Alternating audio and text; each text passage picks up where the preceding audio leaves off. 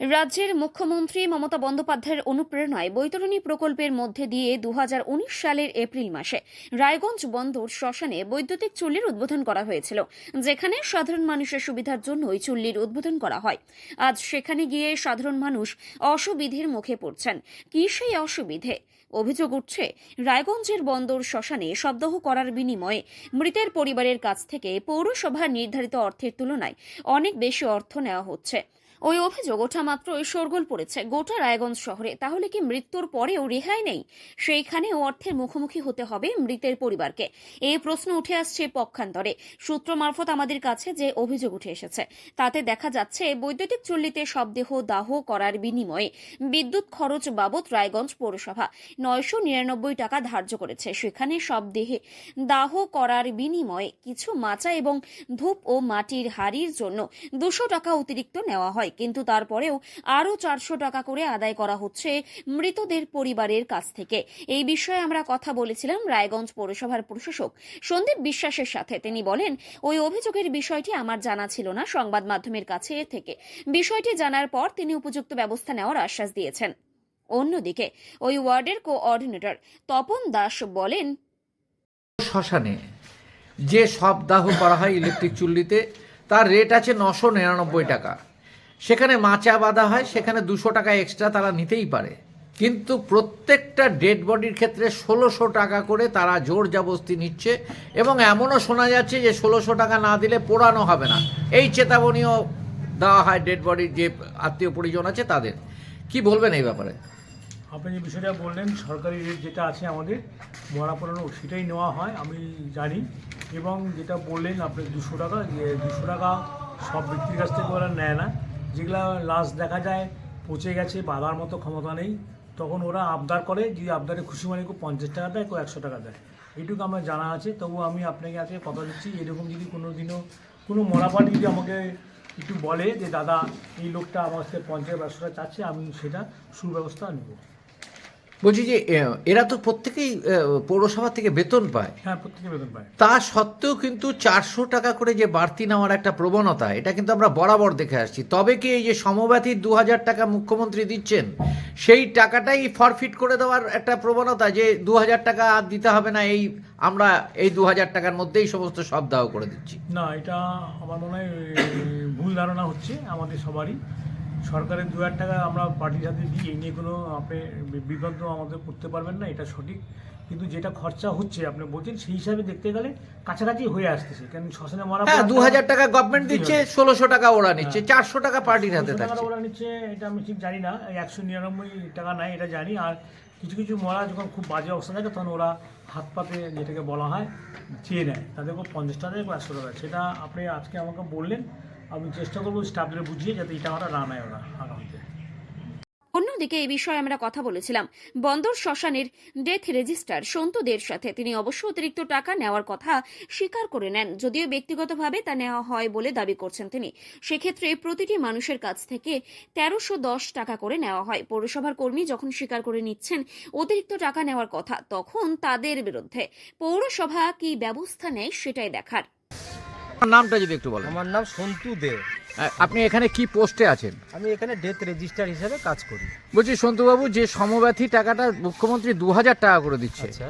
সেক্ষেত্রে দেখা যাচ্ছে যে প্রত্যেক পার্টির কাছ থেকে 1600 টাকা নেওয়া হচ্ছে, যেটা পৌরসভার রেট আছে 999। কি বলবেন এই ব্যাপারে? দেখুন, 999 এটা আমাদের ইলেকট্রিক চার্জ, যেটা পৌরসভা নেয়।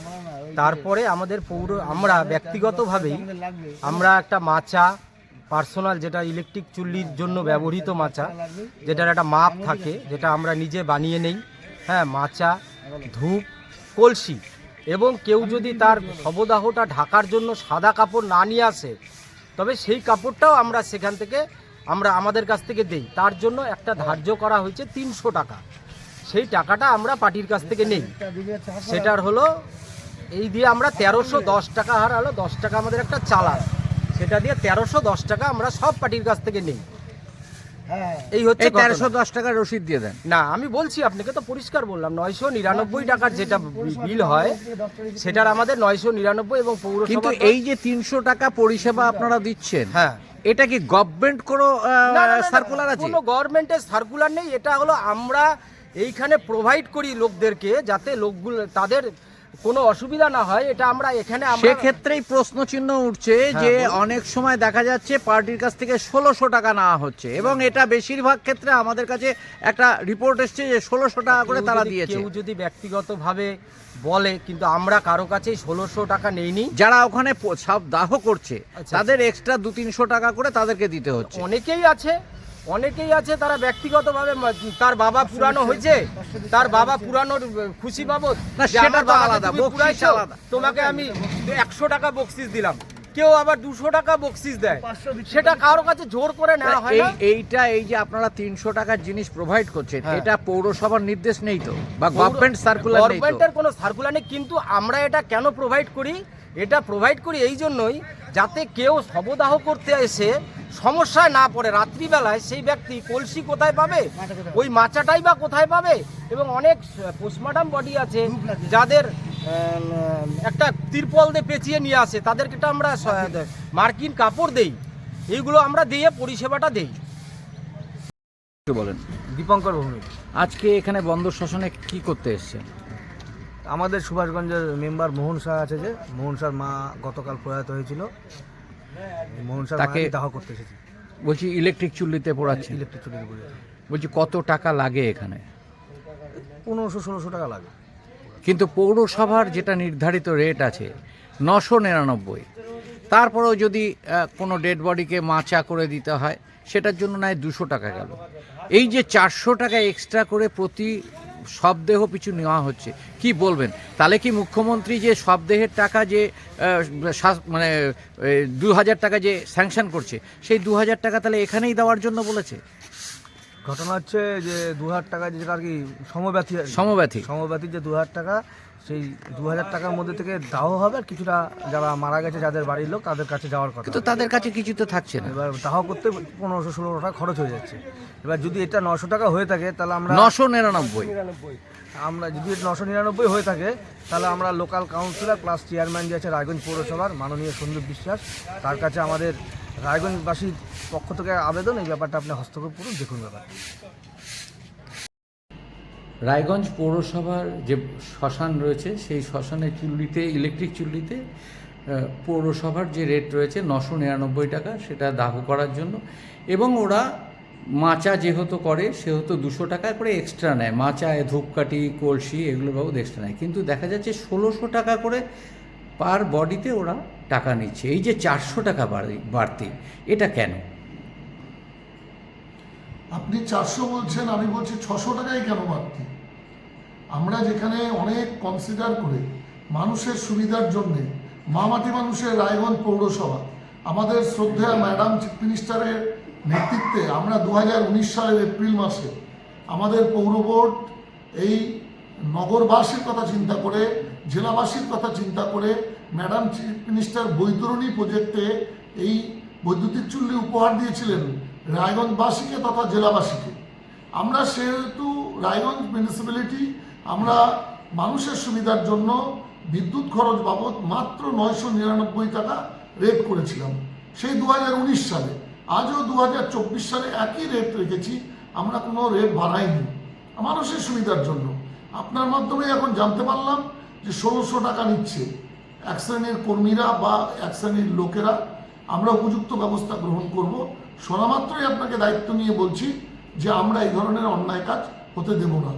যেখানে রায়গঞ্জ মিউনিসিপ্যালিটি মানুষের সুবিধার জন্য 999 টাকাতে পুরানো দাহ কার্য সম্পন্ন করবার কাজ করছে, আর আমরা সেখানে কেন নেব? আপনারা জানেন কোভিডকালে আমরা বিনামূল্যে আমরা কোভিড ডেড বডি পুড়িয়েছি, কোনো পরিবারের কাছ থেকে আমরা 1 টাকাও নিইনি। ইভেন আপনি শুনলে খুশি হবেন যে unknown dead body, unclaim dead body যা মেডিকেল কলেজে থাকে, মেডিকেল কলেজের চিঠির মোতাবেক আমরা বিনামূল্যে সে আনক্লেম ডেড বডিরও আমরা তার অন্ত্যেষ্টিকরণের কাজ করে থাকি সুন্দর হিন্দু মতে। তো কাজেই প্রশ্নই আসছে না যে টাকা বেশি নেবে আমরা কম্প্রোমাইজ করব, যে 600 টাকা কেন, 400 টাকা বেশি কেন, সেটা আমরা নিশ্চয়ই দেখব। মানুষের অসুবিধা আমরা তৈরি হতে দেব না। ক্ষতিকারক প্লাস্টিকের ক্যারিব্যাগ বর্জনের নির্দেশ দিয়েছে সরকার। চারিদিকে চলছে সচেতনতামূলক প্রচার কর্মসূচি, রায়গঞ্জেও তার ব্যতিক্রম নেই। ক্ষতিকারক প্লাস্টিক পরিবেশকে চরমভাবে দূষিত করছে, এর থেকে নিস্তার চাই। তাহলে উপায় কি? চিন্তা নেই, রায়গঞ্জে চলে এসেছে বিকল্প ব্যবস্থা। সবার জন্য সুখবর, পশ্চিমবঙ্গ সরকারের অনুমোদনে আগামী সপ্তাহ থেকেই শহরে তৈরি হতে চলেছে পরিবেশ বান্ধব দূষণমুক্ত বিভিন্ন ধরনের বায়ো ক্যারি ব্যাগ, যা অবশ্যই পচনশীল। একেবারে সুলভে পেয়ে যাবেন আপনারা। আগ্রহী বিক্রেতা ও ডিলারশিপের জন্য অতি সত্বর যোগাযোগ করুন আমাদের সাথে। আমাদের ঠিকানা ইকো ক্যারি ইন্ডাস্ট্রিজ, জেলখানা মোড়, রায়গঞ্জ, উত্তর দিনাজপুর। আমাদের মোবাইল নম্বর 7001178352 অথবা 9434171272 অথবা 8250161082 অথবা 9800217806।